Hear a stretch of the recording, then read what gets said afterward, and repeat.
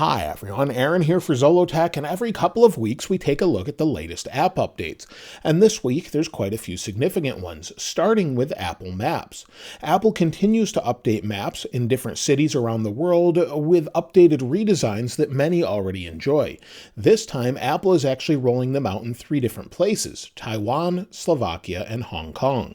And if we scroll in, or zoom in here rather, and go to the city, if you use 2 fingers and tilt, you can see that this is the updated map as we have 3D buildings all over the place. So that's one way you can tell where there's more detail about everything that you'll see within that city. Hopefully one day we'll get to the point where it's updated in all cities and towns around the world.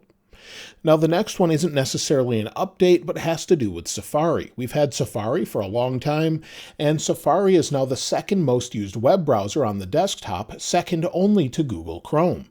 That's according to StatCounter, and while it's significantly behind, it's still in second place, beating out Microsoft Edge.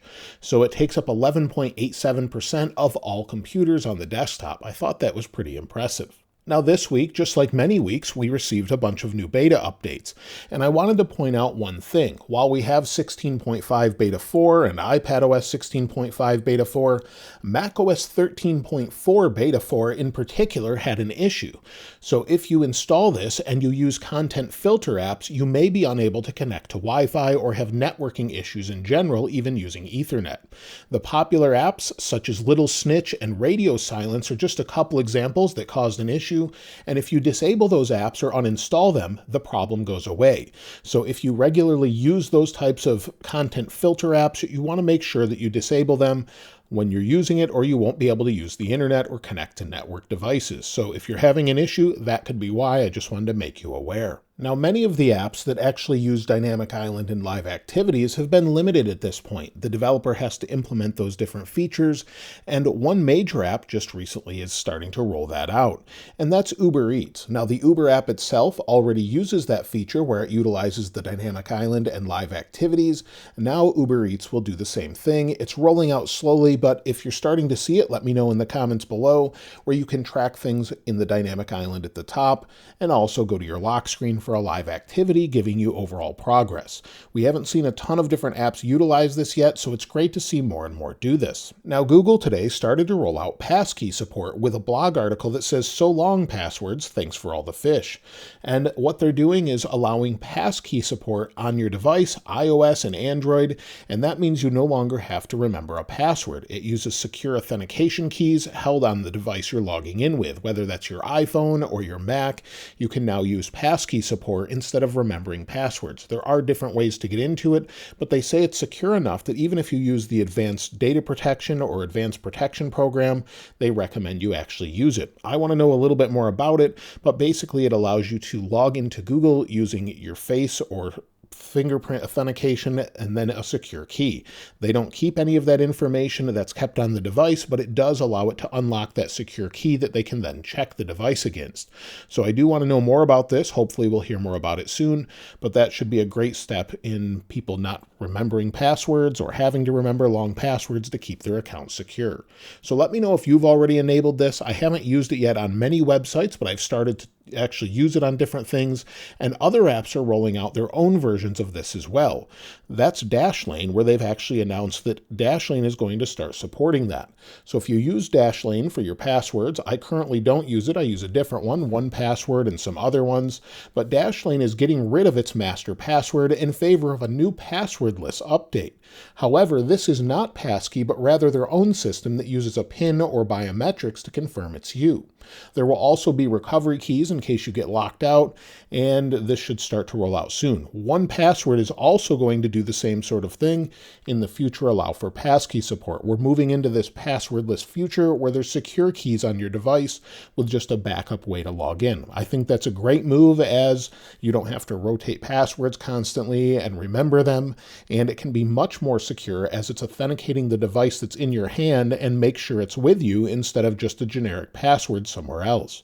Let me know what you think of that in the comments below. Now, I wanted to share a new app that I think 9 to 5 Mac or Mac Rumors actually recommended, and it's called Albums. You can see I actually have an album here for music, and it's NF's latest album. And what it allows you to do is add your favorite albums to your home screen using widgets. It supports both Spotify and Apple Music, and if we go into it, you can see I have two here. We can just add a widget. It allows you to select from Spotify or Apple Music. So if you select, you can select any artist you want, but again, we'll just use this as an example. You can select any one of those. You can even customize those and change border styles, what they look like, and more. Then you simply add them to your screen as a widget. When you tap on it, it opens up in your selected music app and then shows you the full album. So if there's something you listen to regularly, it gives you quick access to that album. I'll link it in the description below if you want to check it out. It's a free app. There may be some paid tiers within it, but so far I've only used it free and it seems to work great. So just select it from your widgets and add it to your home screen. Now, Spotify has gotten an update, as they do regularly, and we'll not add that now, we'll add that later, but they've updated their Mac app with a sidebar containing a new Your Library section. So it's just a new way to discover music as they continue to refine their overall interface. So that's something that they're continuing to roll out, and that's on the desktop on the Mac and Windows side. And you can see on their blog post as well, it says what's new in your library sidebar. See your entire collection, filter your collections, sort options, choose filters, and much more, just making it easier to access. Now, Reddit is getting an update, or has gotten an update, on both iOS and Android. They're now gaining rich previews when you want to share something in iMessage or on Instagram stories with all new custom share sheets. So you do have to actually use the Reddit app itself. You can't use any third-party apps such as Apollo for this, but it is built in, making it easier to share. And also there's an option when you take a screenshot within the app that you no longer have to save the screenshot and then share it. You can just sort of do what you do with iOS and share the screenshot, and then it will delete if you want it to. So it's a nice little update that they've rolled out. Telegram recently was updated as well. I do have a Telegram channel, it's linked in the description, as well as Discord if you prefer that instead, where we talk about technology and more. But a recent Telegram update added custom wallpapers and shareable chat folders, and if you use Telegram, it may be leaving Brazil soon, as it has been banned once again by a local court. Durov said, in Brazil, a court requested data that is technologically impossible for us to obtain. We are appealing the decision and are looking forward to the final resolution. No matter the cost, we will stand up for our users in Brazil and their right to private communication. So you're starting to see this more and more with different apps such as Telegram and also WhatsApp. And WhatsApp is actually working on some features as well. This time around, WhatsApp continues to improve their updates with a new feature to allow you to transfer chats from one iPhone to another without using iCloud. This is something that I think would be great to have not only on iPhone but Android.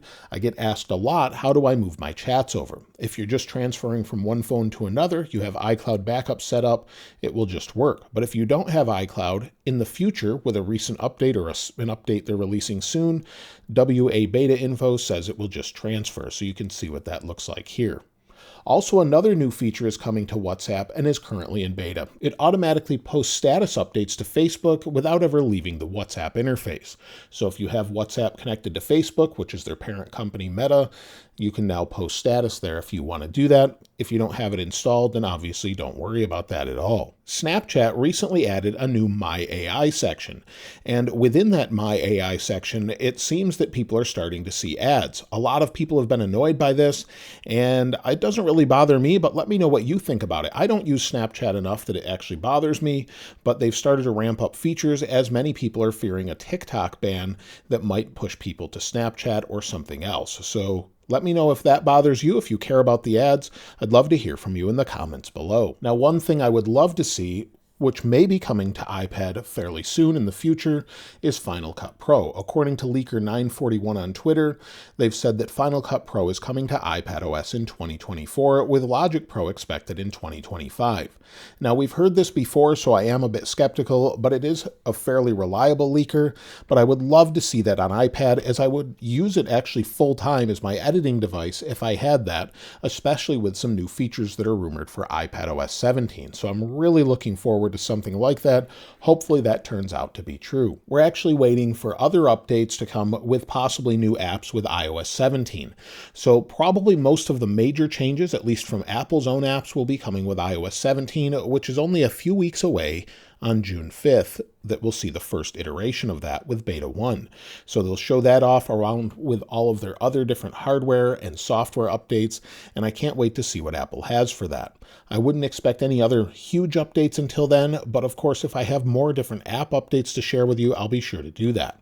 If there's anything else you'd love me to cover in these particular update videos, I'd love to hear from you in the comments below. And if you'd like to get your hands on this wallpaper, I'll link it in the description like I normally do. If you haven't subscribed already though, please subscribe. And if you enjoyed the video, please give it a like. As always, thanks for watching. This is Aaron. I'll see you next time.